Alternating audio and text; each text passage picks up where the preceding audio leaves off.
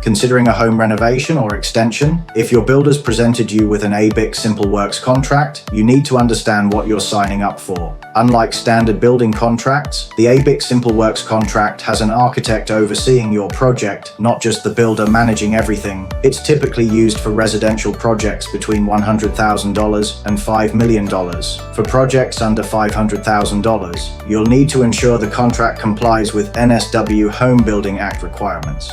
While having an architect sounds reassuring, these contracts require careful attention to detail and homeowner vigilance. Key areas requiring attention include ensuring the correct contract version is used for your project value, understanding the staged payment schedule prescribed by New South Wales law, being aware of the 12-month defects liability period and specific rectification procedures, understanding that variation clauses require written architect instructions with detailed cost and time implications before proceeding, and knowing your termination rights, including statutory cooling off periods and contractual grounds for termination. Missing these details can expose you to thousands in unexpected costs. Before you sign, get your contract reviewed by our specialist construction lawyers.